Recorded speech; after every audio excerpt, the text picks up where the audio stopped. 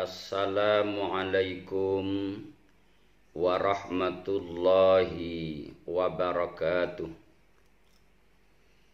Alhamdulillah wa syukrulillah, la hawla wa la quwwata illa billah, amma ba'du.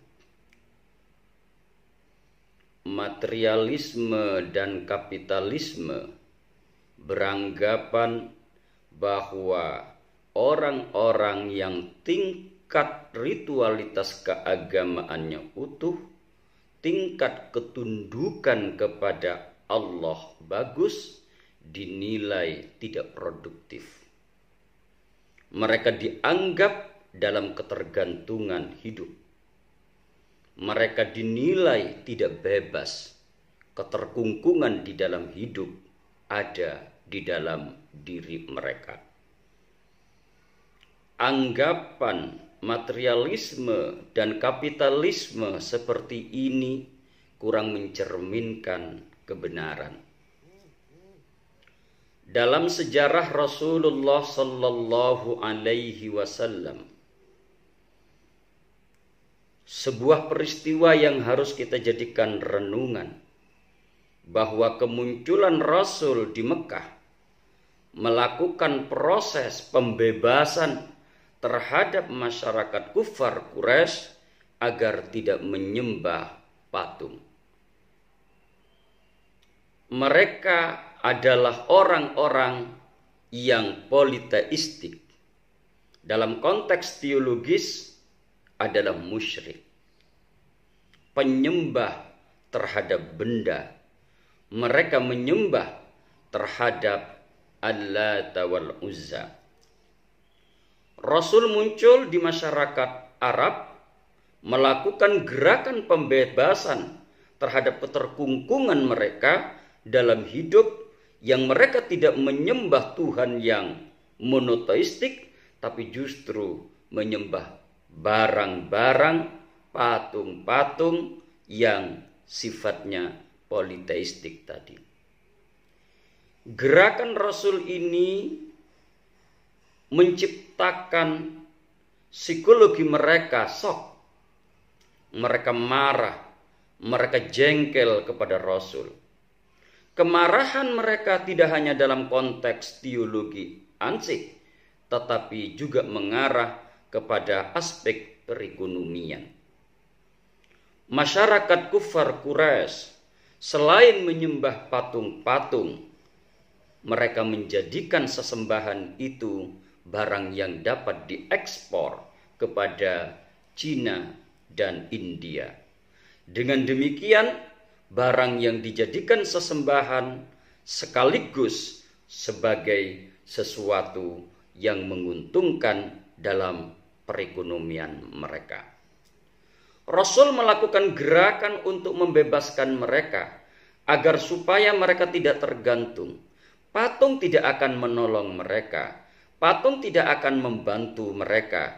Patung tidak akan menciptakan kreativitas yang ada di dalam mereka. Justru patung yang dijadikan sesembahan menjadikan mereka terkungkung dan tidak bebas di dalam hidup mereka. Ini gerakan yang dilakukan oleh Rasulullah terhadap masyarakat kufar Quraisy. Dengan demikian, ritualitas keagamaan orang yang sangat baik bisa melakukan proses transformasi terhadap dirinya untuk menjadikan diri mereka merdeka, diri mereka bebas dan tidak tergantung kepada benda. Mereka hidup hanya tergantung kepada Sang Pencipta itu sendiri. Allah inilah yang menjadi tempat bergantung, bukan kepada benda, bukan kepada orang.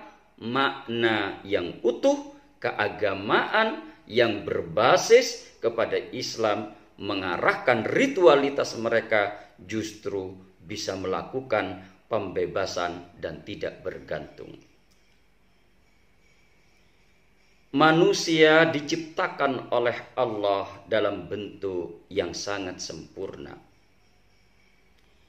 Laqad khalaqnal insana fi ahsani taqwim thumma radatnahu asfala safilin illal ladzina amanu wa amilus solihati falahum ajrun ghairu mamnun. Sungguh kami telah menciptakan manusia dalam bentuk yang sangat sempurna. Kemudian kami kembalikan manusia ke dalam bentuk yang sangat rendah, pada kedudukan yang sangat rendah, kecuali orang-orang yang beriman dan beramal saleh. Mereka mendapatkan pahala yang tak terhingga. Manusia ini adalah ciptaan Allah yang sangat sempurna. Jika manusia ini tunduk kepada benda, tunduk kepada yang lain, maka manusia telah menjatuhkan dirinya dalam kerendahan. Manusia menjadikan dirinya dalam ketergantungan. Mereka kemudian menjadi tidak bebas, apalagi melakukan proses pembebasan. Islam muncul ke permukaan untuk menciptakan manusia agar menjadi orang-orang yang bebas, sekaligus menjadikan manusia melakukan proses pembebasan di dalam kehidupan mereka. Ritualitas keagamaan yang mereka lakukan bukan mengarah kepada ketergantungan dan keterkungkungan, justru akan mengantarkan kebebasan sekaligus pembebasan di dalam hidup ini. Salat yang kita laksanakan bukan hanya sekedar ritualistik, tapi di balik makna salat kita harus melakukan gerakan untuk membebaskan orang lain. Puasa yang kita laksanakan bukan sekedar ritualistik, tetapi justru diarahkan juga melakukan pembebasan. Puasa dan sholat sebuah instrumen penting proses penghambaan kepada Allah, tapi implikasi dari ritualitas keagamaan mengarah kepada pembentukan untuk melakukan dirinya ini bebas, sekaligus melakukan pembebasan kepada orang lain. Dirinya hanya tergantung kepada Allah, sekaligus berupaya menjadikan orang-orang di sekeliling kita supaya mereka menjadi orang yang terbebaskan.